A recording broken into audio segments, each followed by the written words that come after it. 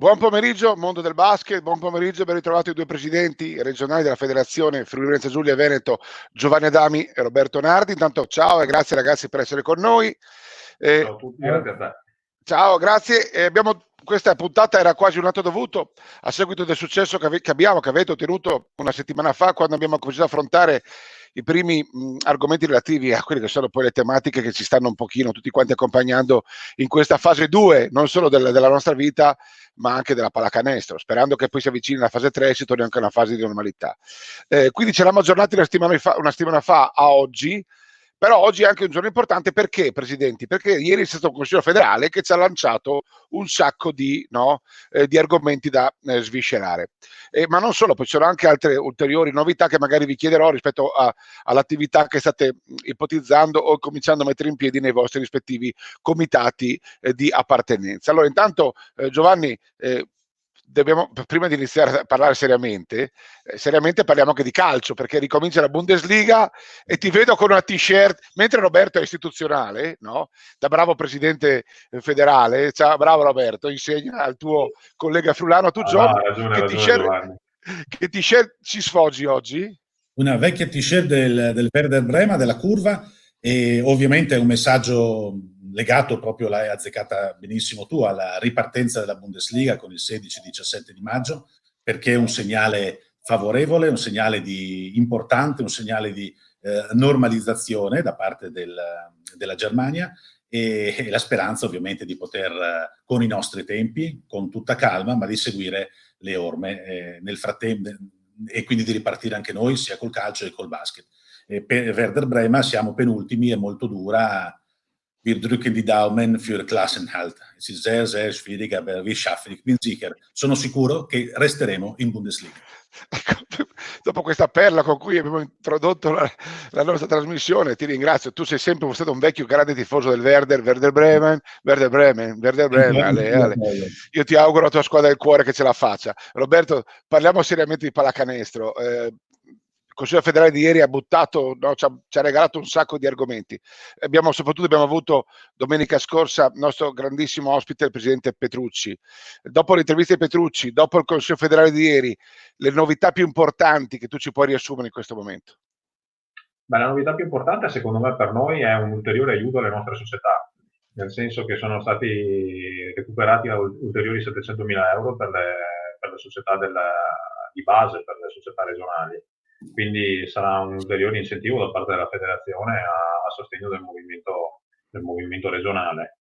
Quindi questi 700.000 euro verranno destinati in base al numero di tesserati per regione, quindi ovviamente chi avrà più attività riceverà di più, ma lo ritengo più corretto così, e sarà un incentivo che potrà essere utilizzato dai comitati regionali come meglio ritengono opportuno per svolgere un'attività promozionale e di aiuto quindi verranno, Roberto, proporzionalmente suddivisi fra voi comitati, questo è il concetto, giusto? Sì, questi 700.000 euro saranno suddivisi tra i comitati regionali in quota in base a quelle che sono i numeri che le regioni esprimono, in termini appunto di atleti e di mini atleti, da quello che interpreto come news, insomma, da parte del Consiglio federale. Poi ovviamente i tecnicismi saranno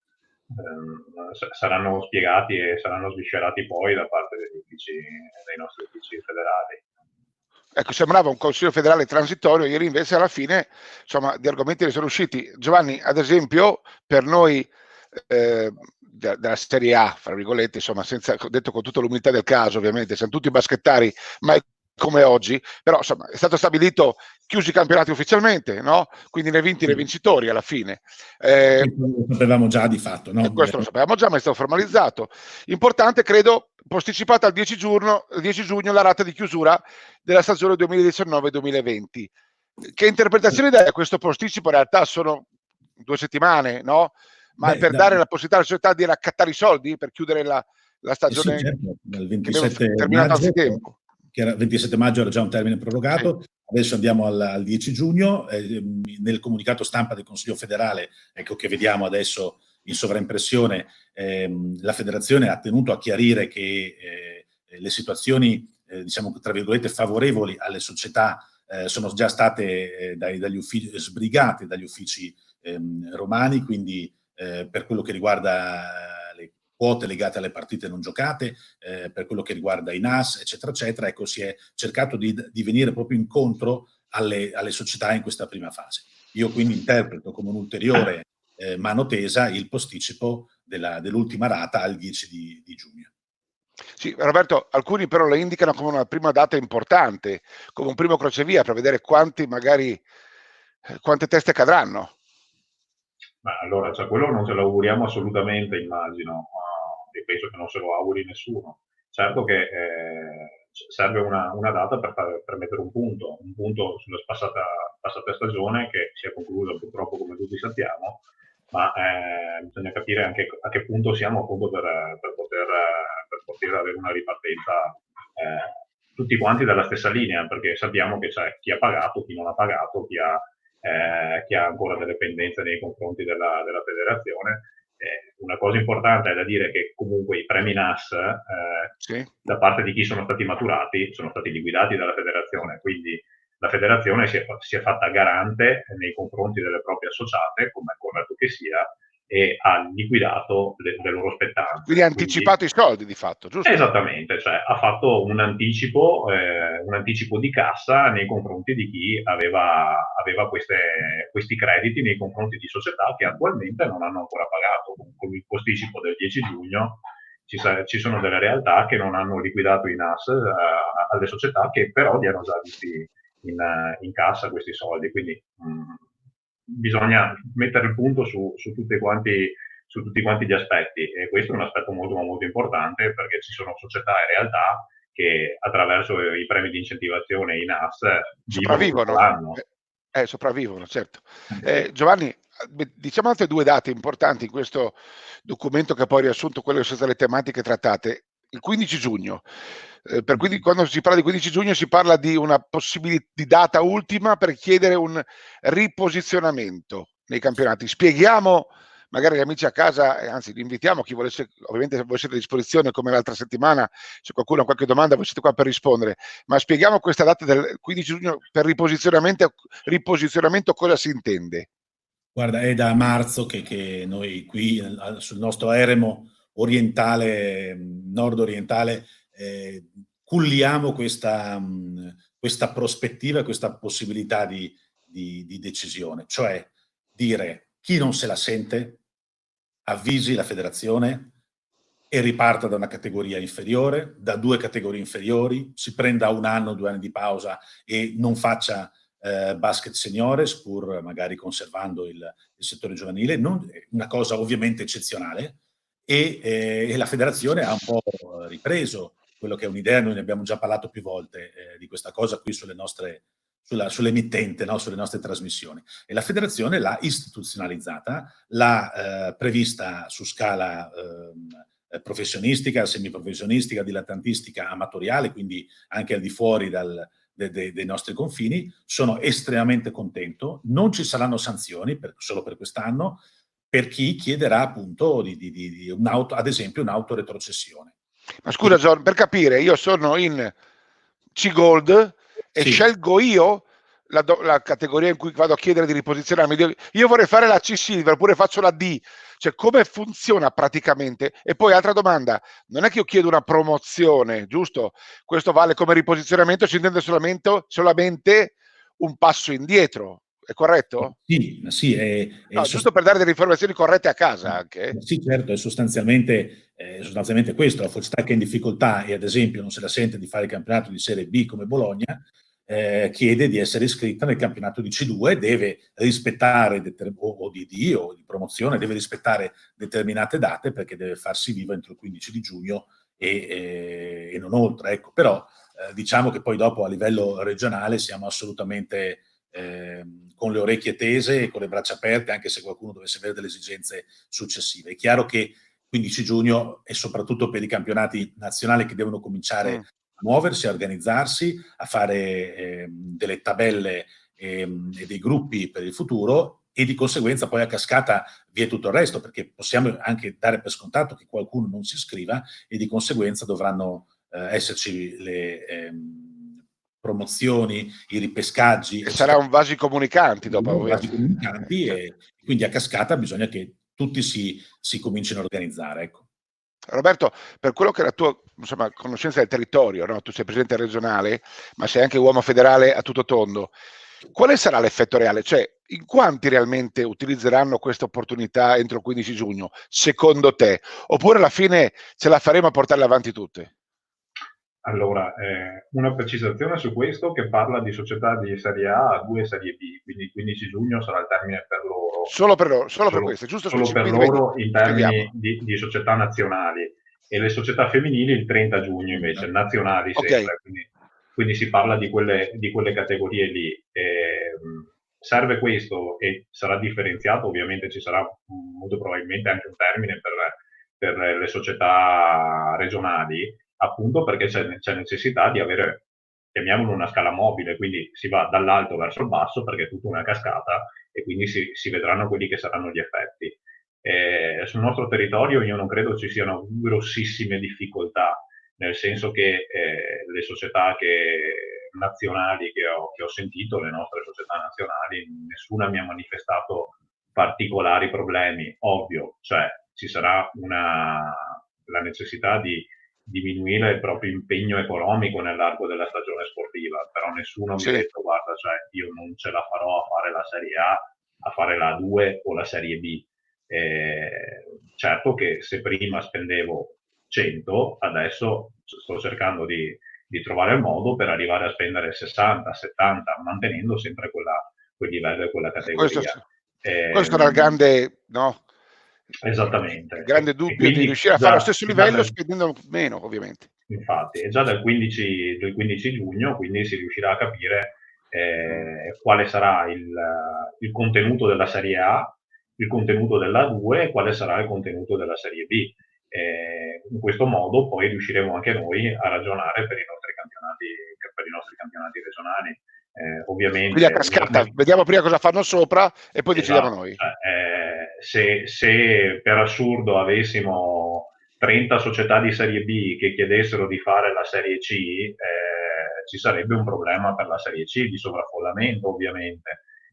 Se invece si dovesse mantenere tutto così com'è, questo problema non sussisterebbe e noi andremo a fare, immagino, perché cioè la ratio di questa mossa è quella di poter fare la stessa cosa anche a livello regionale, quindi magari dicendo dovrebbe essere così in effetti, no? al 31 luglio, che sarà la data ultima di affiliazione, mi dici nel momento in cui ti affigli che campionato desideri fare, perché magari è quello dove tu hai il diritto sportivo vantato, oppure desideri fare un campionato inferiore, e poi da lì andremo a strutturare le date di scadenza poi dei termini di campionato, che quindi sicuramente saranno successivi al 31 luglio.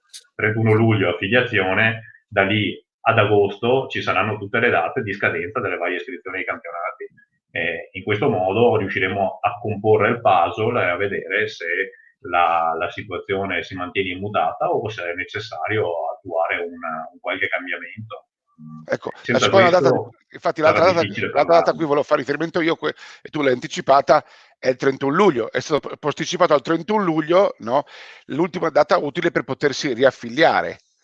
Quindi diciamo che allora, è l'ultima data utile per potersi riaffiliare, per poter mantenere i rinnovi d'autorità. Esatto. Una società si può affiliare anche al 30 di ottobre, ok? Però prende tutti i cartellini potenzialmente. Esattamente, cioè parliamo proprio brutalmente parlando, no? per mantenere il cartellino che non esiste più, ma certo, per mantenere il rinnovo d'autorità, tu società lo devi fare entro il 31 luglio. Che tu sia di Serie A, che tu sia di prima divisione, seconda divisione, insomma, ecco, questo non cambia, sia maschile che femminile, ovviamente. Questa è una data uguale per tutti. Per tutti. John, cominciamo a mettere un pochino di paletti, quindi mi sembra, no? Con delle date precise. Per questo dico che il consiglio di ieri, che doveva essere interlocutorio, in realtà è stato importante, perché almeno cominciamo a avere le idee chiare su quella che è la strada che si va ad imboccare. Altro importante argomento, John, è quello relativo ha un'indicazione di massima su quando dovrebbe ripartire la stagione. Abbiamo parlato di riposizionamento, di riaffiliazione, però quando si tornerà in campo è la grande domanda che fanno tutti, dalla società di prima divisione ai professionisti della Serie A. Domenica scorsa, presidentissimo Petrucci qui da noi era stato piuttosto esplicito, tu l'hai visto, John, in diretta, dicendo noi non dobbiamo perdere il treno, dobbiamo stare attenti che la concorrenza è grande, non dobbiamo perdere troppo tempo, così come siamo stati molto veloci quando abbiamo chiuso, dobbiamo essere anche veloci, questo era il concetto, quando si riaprirà.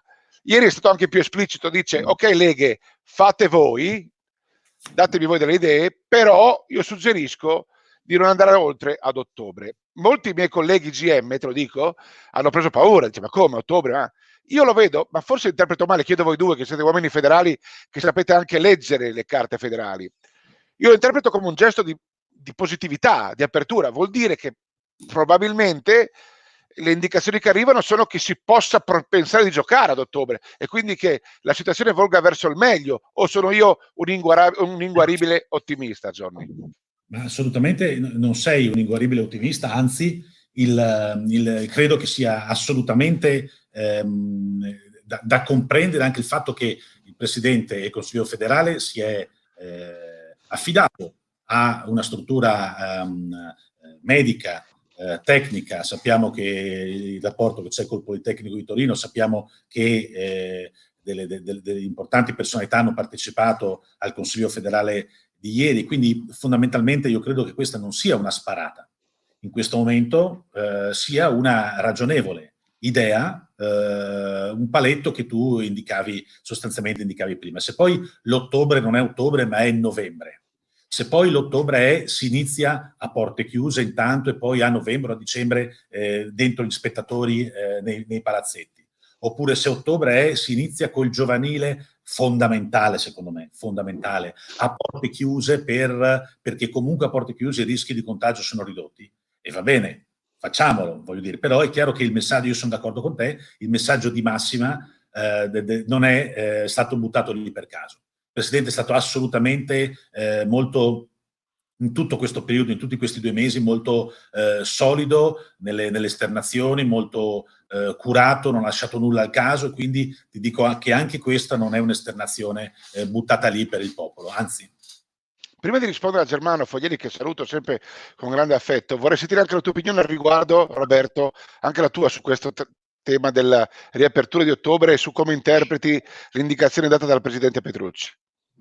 Allora, io ho un'interpretazione molto simile a quella di Giovanni, nel senso che secondo me è fondamentale veramente iniziare prima possibile, anche per un aspetto che forse in pochi riescono a intuire. Se il calcio dovesse riuscire a partire già adesso e noi restassimo fermi per mesi e mesi, la nostra pratica sportiva ne subirà delle conseguenze, ma delle conseguenze non positive assolutamente. Quindi c'è necessità, essendo anche noi il secondo sport professionistico, perché c'è il calcio e poi c'è la pallacanestro, infatti di numeri, quindi c'è la necessità da parte del Presidente federale dare queste indicazioni, che le ritengo assolutamente corrette e che devono essere messe come faro veramente per il quale puntare.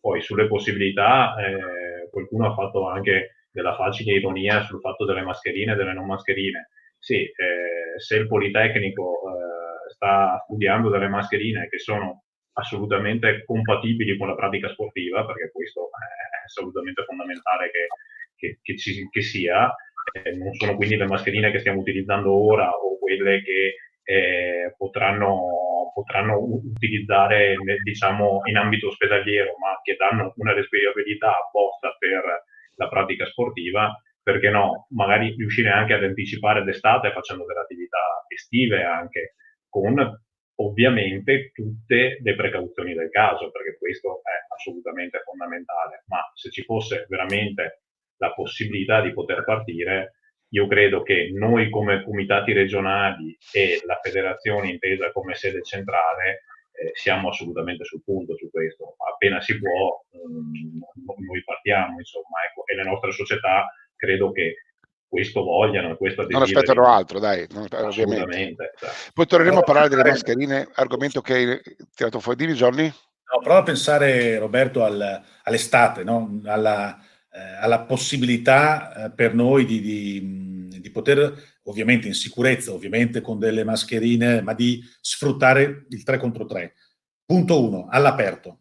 Punto 2, minor numero di addetti ai lavori e di Esatto, giocatori rispetto a 5 contro esatto. 3. Sicuramente occorre le mascherine per i contatti e quant'altro. Punto 3, assenza di spogliatoi. Il 3 contro 3 nasce proprio senza il problema, tra virgolette, spogliatoi. Se fai 3 contro 3 in riva al mare, dopo la partita ti fai la doccia sulla spiaggia o ti fai il bagno, se no vai nel tuo albergo e ti cambi. Ma nasce in questa maniera, quindi è come se il 3 contro 3 ci stesse lì chiamando per dire dai, trovate queste mascherine che per poter... E il vice sindaco di Lignano, Alessandro Marosa, mio grande amico, non aspetta altro di ospitarci in riva al mare, sarebbe bellissimo, ne parliamo sempre. Noi aspettiamo solo il via libera, a zona ci buttiamo. Voi dateci il via libera. Ti faccio anche una confidenza. Ovviamente l'altro giorno abbiamo dovuto fare un restyling di tutti i conti, delle spese per i campionati non fatti, per le cose promozionali, ovviamente gli eventi promozionali, eccetera, eccetera.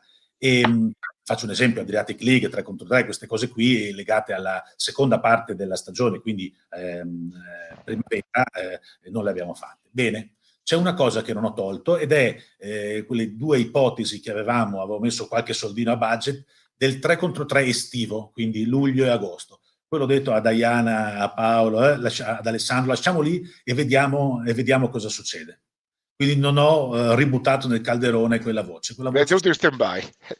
Ora, anche perché il 3 contro 3, che è un po' mal visto dalle nostre società, da molte delle nostre società, perché dicono non è pallacanestro, ma da molti invece nostri tecnici per essere molto ma molto rivalutato anche dal punto di vista di preparazione per il 5 contro 5. Quindi continuare a fare un'attività estiva di 3 contro 3 potrebbe cadere a fagiolo, dici tu. Assolutamente sì.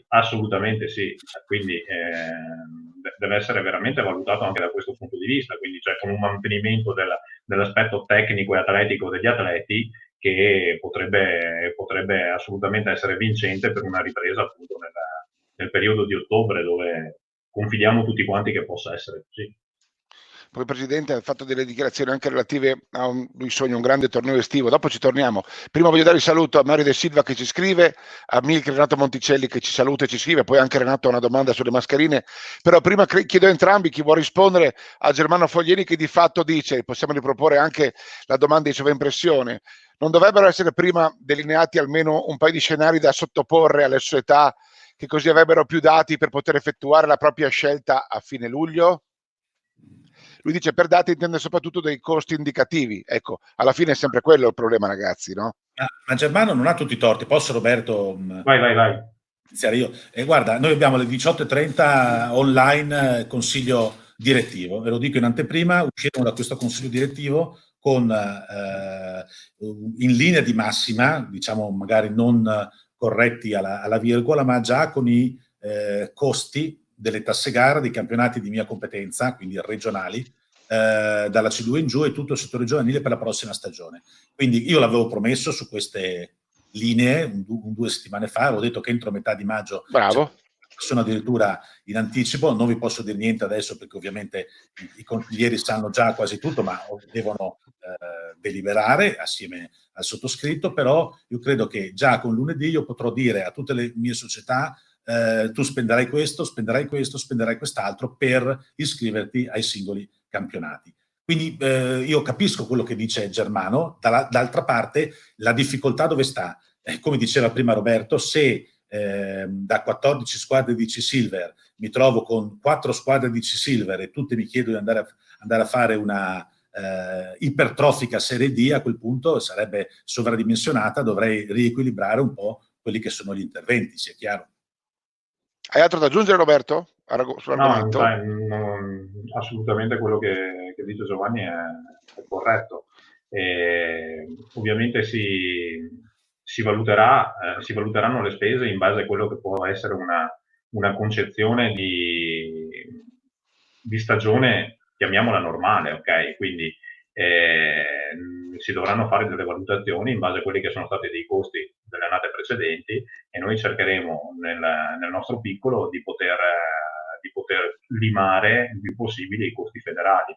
Badate bene, lo sapete meglio di me, che i costi federali, quando incidono nelle casse di una società, variamo tra il 10 e il 12, 13, 14% al massimo nelle casse societarie. Quindi anche se noi andassimo per assurdo ad azzerare completamente i costi federali, che è improponibile fare anche per una corretta gestione, per avere anche solo un arbitro che vi arbitra le partite, sì, tutto non si potrà azzerare, ovviamente, no? No, ovviamente no. No. Cioè io Faccio un ragionamento per sangue per tutti, Roberto. Ovvio, no, lo sappiamo. Assolutamente, ma io faccio un ragionamento per assurdo per far capire ai presidenti delle società che andresti a risparmiare un 14% del tuo budget iniziale. Sì, ok, ma avresti la possibilità di avere quell'altro 86% che manca a questo per poter fare la stagione. Allora, basiamoci sull'86%. Andiamo a verificare quello, nel momento in cui l'86%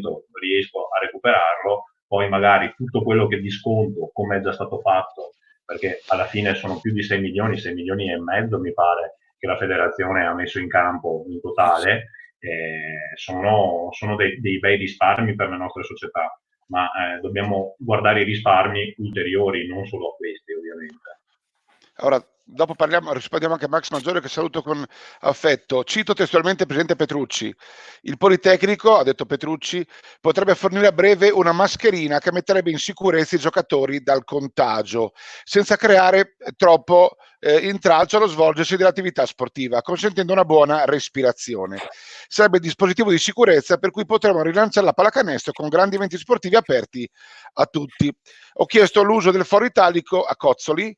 Immagino tanti ragazzi, atlete di alto livello e non del basket partecipare a un immenso 3 contro 3, il segnale per una nuova partenza. Ecco, chiaro che, Roby, parlare di mascherine, no, con la pallacanestro, insomma, per chi gioca è come, sembra quasi una bestemmia, no? Evidente. John prima ha già anticipato l'argomento, e così introduco anche la domanda di Renato Monticelli, che dice: giocare con le mascherine è improbabile, consideriamo che in doccia e spogliatoio e tutti i contatti che ci possono avere non aiuteranno sicuramente a evitare eventuali contagi. Detto che probabilmente gli spogliatoi non si utilizzeranno, no?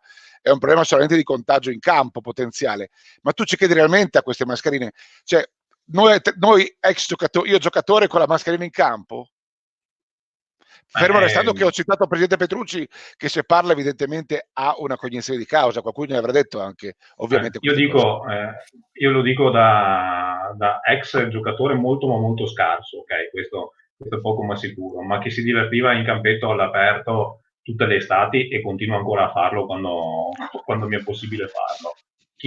Guardate, cioè, io sfido chiunque ad andare da un giocatore a dirgli: guarda che per poter ricominciare a giocare devi metterti questa mascherina e devi utilizzarla, ok? Ti va bene oppure non puoi giocare? Qual è la cosa che sceglierebbe? Sceglierebbe sicuramente il fatto di avere un impedimento, perché sarà sicuramente un impedimento, ok? Ma poter continuare a giocare, poter continuare a praticare lo sport che ama. Io la vedo da questo punto di vista, quindi anche esempio malsano, chi si frattura il naso, ok? si trova poi a dover giocare per mesi con la maschera, ok, che fastidio ne dà, cioè fidatevi che di fastidio ne dà parecchio quella maschera lì, però a mali estremi rimedi, dico, quindi sicuramente non sarà il surplus, ma dove è possibile farlo, perché no? Proviamoci, cioè io non lascerei assolutamente andare nessunissima possibilità, e anche se mi desse un fastidio, perché sicuramente sarà un fastidio, ok, ma mi desse una buona respirabilità e mi potesse garantire di essere protetto nei confronti degli altri atleti, cioè non ci sono dubbi, io direi di sì al 100%. John, hai qualcosa da aggiungere oppure rispondiamo a Max Maggiore?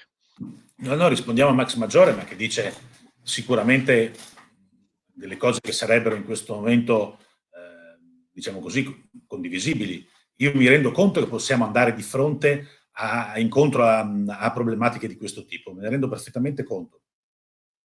Però anche se dovessimo iniziare a porte chiuse, cambiandoci sugli spalti, senza fare la doccia, under 13, under 14, under 15 non fanno sostanzialmente la doccia, però possiamo ricominciare ad andare in palestra, assolutamente ben venga, c'è bisogno per i nostri ragazzi. Adesso i ragazzi hanno bisogno di andare a scuola e hanno bisogno di andare in palestra. I genitori hanno bisogno di andare a lavorare, ricordatevelo. Assolutamente sì. Cito sempre testuale il presidente Petrucci a riguardo dei 700.000 destinati a voi. Lui dice, fra le tante voci stanziate ci sono i 700.000 euro che i comitati regionali gestiranno in assoluta autonomia, cioè sono soldi per voi questi. Sono loro con le società e i tesserati locali la forza del nostro movimento, dice il presidente. Ma ragazzi, prima idea, appena avete saputo questa cosa, che sia 1 euro, 10 euro, 1.000 euro, 200.000 euro che arriveranno a voi, non lo so, dicevi tu prima Roberto che è proporzionato al numero dei tesserati se non sbaglio, no? Quindi è proprio un calcolo matematico. La prima idea è soldi nuovi uguale, li dedico a giovanile, penso io? Dove li buttereste? Allora, cioè quella è l'idea primaria che viene sempre a tutti quanti, però io dico una cosa anche, cioè nelle nostre economie che siamo riusciti a fare in questi mesi sono saltati fuori degli altri soldini, quindi sicuramente non ci saranno solo i 700.000 euro, ma ci saranno delle altre possibilità che verranno messe in campo. Queste altre possibilità che verranno messe in campo, anch'io nei prossimi giorni, lunedì, ho un consiglio regionale e decideremo come investire questi soldi. Questi soldi, la mia idea è quella di investirli assolutamente nel settore giovanile. Questi invece che vengono, diciamo, concessi e garantiti da parte della sede centrale, forse sarebbe il caso di imputarli a tutti, cioè, perché altrimenti qualcuno rimane sempre indietro. Allora il mio pensiero era quello, cos'è una cosa che serve a tutte quante le nostre società e che ne hanno bisogno dalla prima divisione agli under 13, under 14 fino ai mini atleti di 5, 6, 7 anni. Fare un acquisto di palloni e dare la possibilità alle nostre società di avere del materiale. Quindi investire nell'attrezzatura. Sì, da poter utilizzare in base alle proprie disponibilità. Ovviamente ai pulcini non darò un pallone 7 e al femminile non darò un pallone 5, quindi cercando di fare un'attività di questo genere, appunto per cercare di dare un contributo ulteriore, ok? Quindi questa era la mia idea iniziale. Poi se ne possono sviluppare altre 100 di disponibilità e qualcuno mi proponeva anche, perché visto che saranno indispensabili per tutti se rimangono così i decreti, i termoscanner per ogni società per poter misurare la febbre, non fare un acquisto di termoscanner e dare un termoscanner a ogni società. Benissimo, anche questa potrebbe essere un'idea in effetti, potrebbe assolutamente essere un'idea e che forse è più conveniente al momento rispetto a quella dei palloni. Ma dobbiamo prima capire quant'è la cifra reale che giunge sul territorio e in base a questa parametrarla al numero delle nostre società e vedere quanto può essere dato loro, insomma. Sicuramente a livello regionale non terremo 1 euro, per quanto mi riguarda, immagino neanche Giovanni. Ma non credo proprio, poco ma sicuro. Tutto quello che viene è una partita di giro nei confronti delle nostre società. Investito per il movimento, per le tue società di base, assolutamente. Giovanni? Perfettamente d'accordo, bisogna trovare l'escamotage che forse non abbiamo ancora trovato, ma abbiamo ancora un po' di tempo, per cercare di provare ad accontentare tutti, cioè provare a toccare con una parte di questi 700.000 euro, una parte di quello che abbiamo messo via in questi anni, arrivare ai portafogli, alle casse di tutte le società, dalla quella che fa under esordienti, under 13, a quella che fa prima divisione, insomma cercando proprio di arrivare in qualche modo. Ecco, devo essere sincero, noi questa formula non l'abbiamo ancora trovata, la formula che andremo ad approvare questa sera va a toccare la stragrande maggioranza delle società, ancora non tutte della nostra regione, ma c'è ancora un po' di tempo per per avere anche delle altre idee. E fra l'altro io non ho ancora contato, assieme al mio consiglio direttivo, la porzione di questi 700.000 euro che ancora non conosco e che arriverà, perché è stata una notizia di ieri sera e quindi ha trovato anche noi tutto sommato abbastanza impreparati. Non avevate avuto nessun tipo di soffiata? No. Quindi una lieta sorpresa. Una bella sorpresa, dai. Una lieta sorpresa. Roberto, tu che sei uomo di numeri, che fai parte anche di commissioni legate ai numeri, no? Per quanto riguarda il movimento basket. Oggi vedi, per essere alla vostra altezza, ragazzi, mi sono anche documentato, cosa che non faccio quasi mai. Di solito mi piace andare a braccio, ma oggi voglio approfittare di voi e quindi cerco di essere preciso. Sempre dal Consiglio federale emerge che direttore di sport e salute, si chiama Vito Cozzoli o Cozzoli, no? Ho detto giusto? Vito Cozzoli, ha illustrato le proposte, Roberto, inviate in Parlamento per il prossimo decreto liquidità. Si parla di crediti d'imposta fino al 60% e di IVA agevolata per le sponsorizzazioni sportive. Questo credo sia un altro dei grandi argomenti che interessano i nostri club, perché abbiamo parlato di tantissime cose, voi avete dato anche dei numeri precisi di aiuto, di intervento, di ripartenza. Poi alla fine però senza gli sponsor noi non viviamo. Ecco, credo che questo sia un passaggio importante, cioè il direttore di sport e salute che si attiva, porta in Parlamento, finalmente abbiamo capito di cosa si tratta, cioè chiede un credito d'imposta fino al 60% e un'agevolazione per le sponsorizzazioni sportive. Tu hai qualche altra ulteriore informazione a riguardo da aggiungere?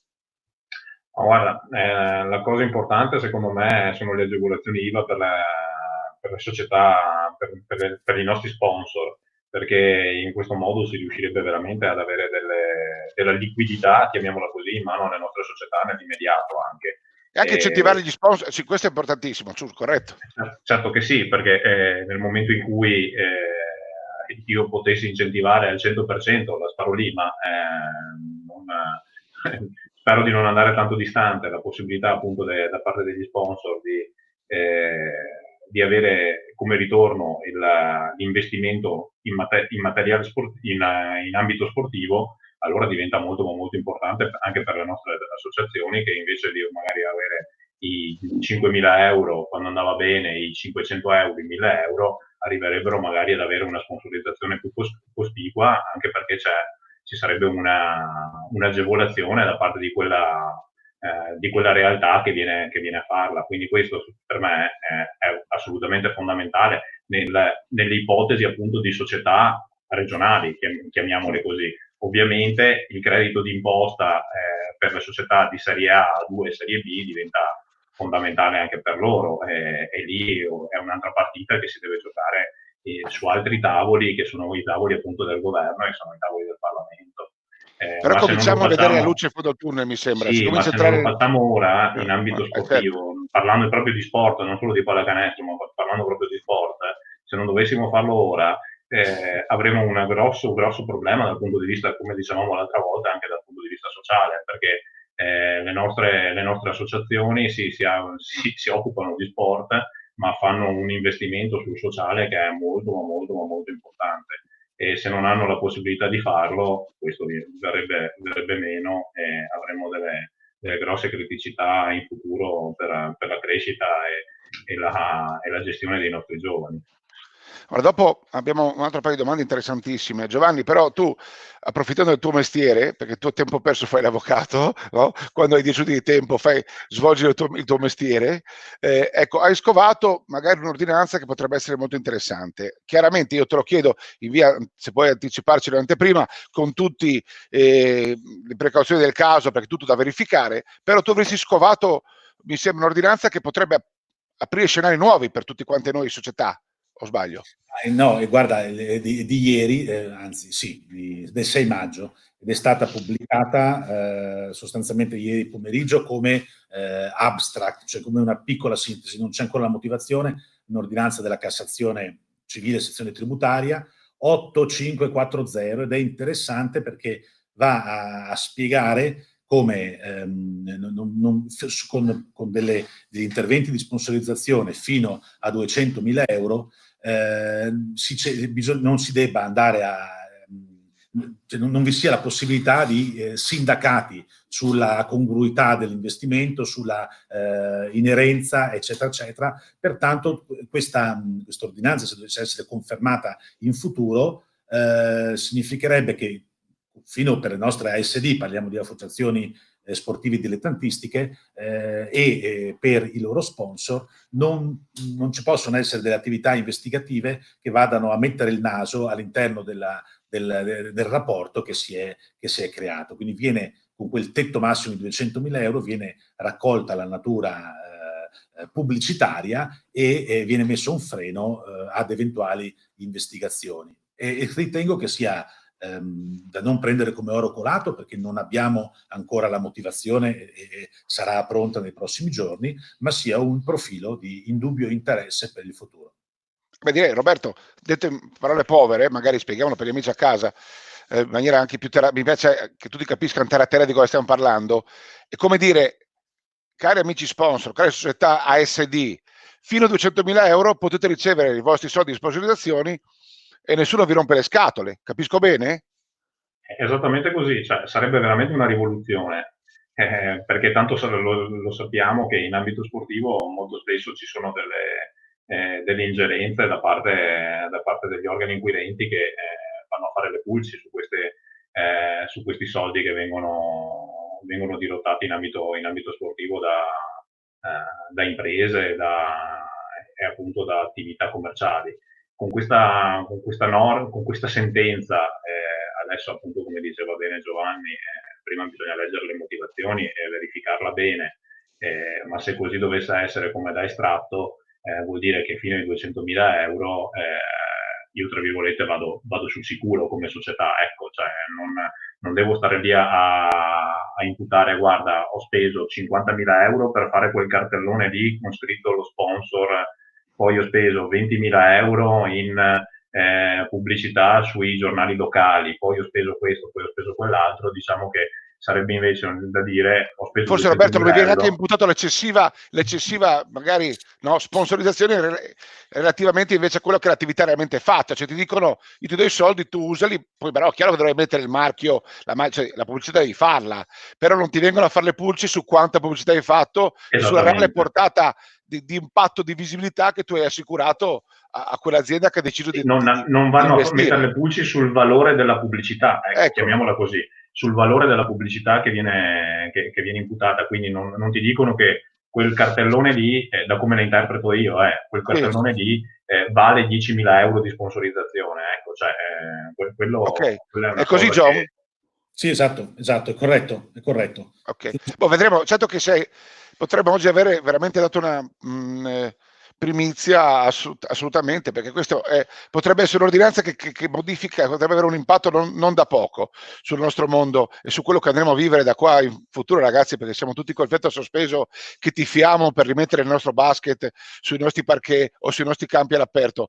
John, rispondiamo a Gianni Mazzero, spero di averlo nominato correttamente come Mikalic, io non so se sia Mazzero o Mazzero, ma direi Gianni Mazzero, no? A cui chiederei magari di dirci da dove proviene, perché è molto interessante, questo vale per tutti e due. Lui dice, oggi parlando con un allenatore mi ha fatto vedere come nel suo palazzetto, un palazzetto evidentemente privato, hanno iniziato a fare attività.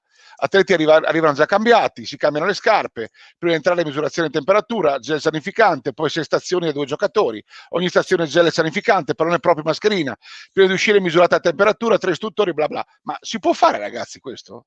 Cioè, guarda, a me mi sembrerebbe che non sia cioè, per quello chiedevo magari se vuole dirci Gianni di che comune stiamo parlando, anche se la palestra è privata, o di che regione, di che provincia, ma si può fare? A livello nazionale noi abbiamo un riferimento che sono i vari decreti del Presidente del Consiglio e a livello regionale abbiamo un riferimento delle ordinanze del Presidente Federica, ok? Zaia per quello che riguarda Roberto. In questo momento c'è la possibilità, ed è stata codificata, della ripresa, unendo queste due fonti normative, della ripresa degli allenamenti per le società professionistiche di calcio, ad esempio, lo sappiamo, con determinate procedure che sono poi quelle che abbiamo visto in sovraimpressione poco fa, né più né meno, e per quello che riguarda invece la normativa regionale vi è anche la possibilità di allenarsi da soli andando a correre, mantenendo la distanza di sicurezza, la mascherina sulla bocca, eccetera, eccetera. Questo è quello che abbiamo. Per quello che riguarda gli sport di squadra, dopo il 18 di maggio. Speriamo. Si vedrà. Si vedrà, non professionistici, perché i professionisti di fatto, e parliamo del calcio, sono già sostanzialmente ripartiti sotto profilo dell'allenamento. Quindi io dico di andare cauti, mi fa piacere, della sovraimpressione dimostra come i nostri amici abbiano tutti la voglia di ripartire, di ricominciare e anche di essere prudenti, però essendo uomo di legge devo anche dire che probabilmente dobbiamo aspettare il 18 maggio e l'intervento del Presidente Conte, o a meno che non intervenga qualcosa prima da parte della nostra giunta regionale. Roby? Sì, beh, cioè, condivido appieno quello che ha detto Gio, nel senso che da quello che leggevo mi pareva attività individuale comunque, quindi non di squadra. Quindi, cioè, roba della tua regione. Furio Steffè, scusa, e Furione Steffè, ti ho detto, però Furio forse fa la C-Gold, Furio può farlo? Dipende da dove lo fa, di qua può farlo da una parte o dall'altra, quindi, cioè, indipendentemente da questo. Io comunque condivido appieno le parole dette da Giovanni, cioè io ci andrei veramente con i piedi di piombo in questo momento. Quindi fare delle corse in avanti per dover magari subire delle conseguenze speriamo, tocchiamo ferro, 10 giorni Certo. di distanza dalla riapertura della possibilità di allenarsi, non credo che abbia questo valore assoluto. Cosa cambia? Tanto i campionati sono finiti, cosa cambia, no? Appunto, allora l'hai detto tu, cioè a iniziare a allenarsi fra 10 giorni o iniziare a allenarsi ora, ormai cioè, c'è poca differenza. La stagione agonistica è terminata, quindi abbiamo un attimo di pazienza, anche perché i nostri uffici, ed è stata materia appunto anche di Consiglio federale, anche questa, si è istituita una commissione appunto per dare delle linee guida alle nostre società, attraverso sempre l'aiuto del Politecnico di Torino e attraverso l'aiuto di chi meglio di noi, meglio di me sicuramente, ha le competenze per poter redigere un disciplinare di sicurezza per poter riprendere le attività in palestra, quindi misurazione della temperatura sì, misurazione della temperatura no, il fatto che dicevano prima ma come facciamo poi a cambiarci, a farci le docce, quelle cose, cioè, tutto questo ovviamente è materia di studio che il Politecnico, avete visto, ha fatto un'attività colossale e ha coinvolto tutti gli sport. Poi nel particolare ogni federazione, la nostra lo sta già facendo, le altre credo lo stiano facendo anche loro, stanno mettendo a punto dei disciplinari da poter poi essere pubblicizzati a livello locale. Quindi un minimo di pazienza, diciamo che siamo stati fermi 2 mesi, stare fermi 2 mesi e 10 giorni. Non cambia niente, Cambia infatti poco, sì, anche perché non c'è un campionato all'orizzonte da riprendere, ahimè, almeno fino a ottobre, se siamo ottimisticamente ottimisti. Speriamo di poter partire prima con il 3 contro 3. Con 3 contro 3, certo. Poi Gianni Mazzaro adesso precisa ancora, vedi in sovraimpressione, una proposta su come iniziare. Se poi, che noi prendiamo per buona. Chiaramente io, conoscendo Furio Steffè, che è un ottimo allenatore ed è uno che morde il freno, sicuramente vorrà portare i suoi ragazzi in palestra, magari lo farà. Ecco, però mi raccomando ragazzi, Furio so che sta facendo un straordinario lavoro a Oderzo questi anni e avrà occasione anche di farlo sicuramente nei prossimi anni, e anzi approfitto di questa occasione per salutarlo e fargli in bocca al lupo a lui e tutta la società opitergina. John, ci puoi anticipare qualcosa? Vi rubo ancora 5 minuti ragazzi, come sempre con voi il tempo vola via. Puoi anticiparci qualcosa sul tuo consiglio regionale che si terrà da qui a pochi minuti, un'oretta e mezza circa, un'oretta anzi ormai, perché sono già le 5:30, riguardo, non so, College Friuli, piuttosto che, io la lancio come, io l'ho chiamata proposta Guidi, no? Nel senso che di questa serie C Silver particolarmente ringiovanita, con degli obblighi a favore dei giovani anziché dei vecchi. A che punto siamo? Si può anticipare qualcosa oppure preferisci mantenere un attimino ancora di riservo? So che tu comunque, come tua filosofia, sei dell'idea di condividere e non di imporre, John. Sì, assolutamente. Intanto stasera verso le 21 usciremo sicuramente con un paletto per quello che riguarda le tasse gara a livello di settore giovanile e a livello di alcuni campionati seniores. Poi, per quello che riguarda la C-Silver, credo che, insomma, ormai ne abbiamo già parlato ripetutamente con i consiglieri, usciremo con questa proposta quinquennale finalizzata a dare un ulteriore incentivo pari al 30-35% di sconto sulle tasse gara a chi affronterà la C-Silver con 6-7, vediamo, under 20 e con i restanti seniores. Perché quinquennale? Perché vogliamo permettere alle società di ragionare, anche chi non è pronta in questo momento ad abbracciare questa ipotesi, e comunque è una prospettiva, una proposta. Chi vuole sposa questo nostro progetto, chi non vuole non lo sposa, cioè non c'è nessun tipo di obbligo. Tenete presente che poi il risparmio non è solo in quel 30-35% che ipotizzo o che propongo io assieme al mio consiglio, ma anche nel farsi i giocatori in casa e quindi andare a risparmiare 1.250, quello che è, di parametri e quant'altro. Dopodiché c'è anche il discorso di creare questo college Friuli, ma deve essere condiviso con tutte le società giovanili. Io lo vedo più possibile per quello che riguarda i maschi che non le femminucce. Adesso le femminucce giocano troppi campionati a livello di under 16, di under 14, under 18, eccetera, eccetera, quindi sovraccaricarle potrebbe diventare un qualcosa di nocivo e non di positivo. È chiaro che abbiamo comunque già messo a budget anche questa ipotesi, ma se il 60% delle società dovesse dirci no grazie consiglio direttivo, no grazie ad Ami, facciamo un passo indietro. A tal proposito, dalla prossima settimana, attraverso delle varie piattaforme, ho in programma di coinvolgere un po' tutte le società divise per categorie, per maschi, femmine, seniores, eccetera, in modo da esporre quello che verrà fuori stasera nel nostro consiglio direttivo. Quindi la tua professione può ancora attendere, quindi con calma non si lavora solo per il basket. Roberto, siamo quasi in chiusura, ma tu hai in programma anche tu un consiglio tuo direttivo in questi giorni? Sì, noi lo faremo lunedì.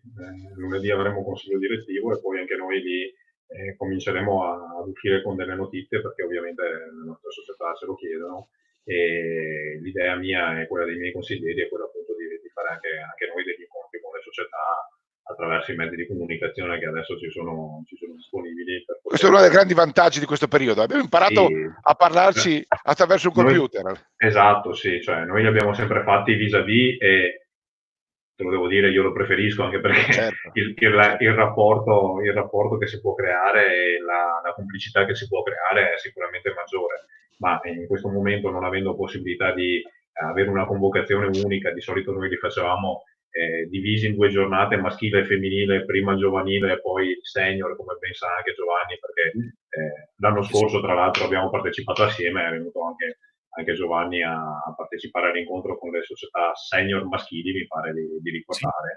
Sì. E quindi questa nostra formula io la trovo assolutamente vincente, perché è attraverso le loro idee, è attraverso le loro critiche, è attraverso le loro disponibilità anche che si riesce ad avere un confronto che deve essere assolutamente costruttivo. L'unica cosa che chiedo a tutti quanti e che chiedo a tutti quanti i presidenti e dirigenti di società è quello di andare oltre il proprio naso e cercare di vedere quello che potrà essere la nostra pallacanestro in un futuro che sicuramente sarà diverso da quello che abbiamo vissuto fino all'altro ieri, e che dovremo trovare un giusto spazio anche per noi, insomma. Quindi dovremmo essere esattamente, dovremmo essere avere la capacità proprio critica, anche autocritica, di poter trovare delle soluzioni innovative a problemi nuovi e reali, quali quella della mascherina di prima, per intenderci, insomma. Certo. Intanto salutiamo anche Matteo Cossaro, che prima provocatoriamente ci ha scritto: la cosa positiva di tutta questa situazione sarà la totale assenza di genitori negli spalti. È una battuta, beh, insomma, ovviamente prendiamo come una battuta, ma fino a un certo punto. Io sono anch'io genitore, ogni tanto è meglio se sto a casa e non rompo le scatole. Per chiudere, John, è una cosa molto simpatica che hanno fatto, simpatica, io dico simpatica, però diciamo che è una cosa che per me è degna di... L'ho scovata stamattina nella rassegna stampa, degna di essere sottolineata. È come il Palaverde di Treviso, che è uno dei tempi del basket italiano, no? Uno dei palazzi con la P maiuscola. Se c'è un posto dove mi piace davvero una partita di basket è il Palaverde o il Paladozza, insomma, sono quelli i due più belli. In questo periodo, Roberto, quindi fa parte della tua giurisdizione, è stato riconvertito in un vero e proprio ambulatorio, quindi oggi come oggi non si vede giocare la De Longhi oppure la pallavolo femminile dell'Imoco, ma attualmente utilizzato per fare tamponi e dei test a chi è stato in prima linea fino ad oggi, insomma, per vedere la positività o meno di alcuni personaggi che hanno dedicato gli ultimi periodi al prossimo. Mi sembra una cosa, cioè, simbiosi sport, sociale, mi sembra una cosa bella, cioè il Palaverde che diventa un simbolo della ripartenza. L'ho interpretato male, secondo te? Secondo me l'hai interpretata benissimo, e non solo il Palaverde, ma anche a Verona. La stessa cosa sta accadendo al palazzetto di Verona all'esterno, lì c'è un drive-thru a Verona dove ci sono delle postazioni che eseguono i tamponi appunto al personale che era in prima linea e che continua ad essere in prima linea in questo momento. Al Palaverde invece di farlo in macchina, le persone scendono, entrano proprio a palazzo e ci sono una serie di ambulatori suddivisi sul campo dove le forze dell'ordine, gli infermieri, i medici vengono tamponati per verificare appunto il fatto della loro negatività al Covid. E questo fatto di unire lo sport appunto anche in un momento così difficile alla sanità e alla salute è assolutamente fondamentale, ed è quello che lo sport fa anche in momenti non di emergenza, cioè lo facciamo giorno per giorno. Nei momenti di emergenza magari il palazzetto e il luogo deputato per lo sport diventa, l'abbiamo visto anche in America, senza fare degli esempi solo qui nostrani, diventano dei luoghi fondamentali per la salute di tutti. Quindi continuiamo a curare la salute dei nostri cittadini attraverso i nostri palazzetti, sperando che il prima possibile questa salute possa essere curata attraverso l'ambito sportivo e non solo l'ambito medico. E torniamo ai palazzetti per fare il tifo per la nostra squadra o per incazzarci se sbagliamo un tiro da 3 punti. Allora, Giovanni, grazie, in bocca al lupo per il tuo Consiglio federale, ma soprattutto per il Werder Brema, e speriamo che riesca a raggiungere l'obiettivo che sia più, e soprattutto speriamo che i tedeschi, come spesso capita, a me non sono particolarmente simpatici come a te, però spesso volentieri aprono la strada, no? Arrivano un attimo prima. E quindi magari adesso loro col far ripartire il calcio, che sia un segnale di ripartenza per tutta l'Europa. Sì, esatto. Hanno avuto numeri diversi dai nostri comunque. Certo. Dobbiamo dire che hanno avuto un'ondata che hanno contenuta meglio, hanno avuto più fortuna forse anche. Sì, l'hanno presa per tempo, sono stati bravi con misure abbastanza radicali, ma adesso sono più avanti di noi. Io spero che siano più avanti di noi di 2 o 3 settimane, non di più, ma sarebbe veramente per la nostra Italia veramente bene poter pensare di essere a livello della Germania tra 2 o 3 settimane. Allora, saluto anche il magico sindaco Roberto Trentin, che mi dice bella trasmissione. Io lo abbraccio virtualmente ma anche fisicamente, spero di rivederlo presto al Carnera. John, grazie, ragazzi, grazie, siete sempre super esaurienti, è volata via un'oretta con voi, siete sempre super. Io a questo punto mi sa che dovrò rompervi le scatole anche la settimana prossima, perché se ogni settimana avremo tanti argomenti da spiegare agli amici a casa, credo che la vostra sia anche attraverso questa trasmissione riusciamo anche a dare delle delucidazioni, degli input, che poi siamo qui per quello. Delle novità però, tu abbi pazienza. Certo, ci aggiorniamo a metà settimana, allora facciamo così. Se ci sono novità interessanti lo facciamo, quindi ci aggiorniamo cammin facendo. Tu John, tanto domenica sei prenotato alle 3 BH Sunday, non scappare, non andare in giro, ti voglio domenica con me. Roberto, buon lavoro a te e a tutti gli amici del Veneto, un abbraccio a tutti voi e buona serata. Adesso siamo in diretta su Facebook, stasera siamo in prima serata su FVG Sport Channel, quindi chi non ci ha visto può rivederci. Un abbraccio a tutto il basket, un bacio a voi, grazie ragazzi. Ciao a tutti, grazie. Ciao. Ciao.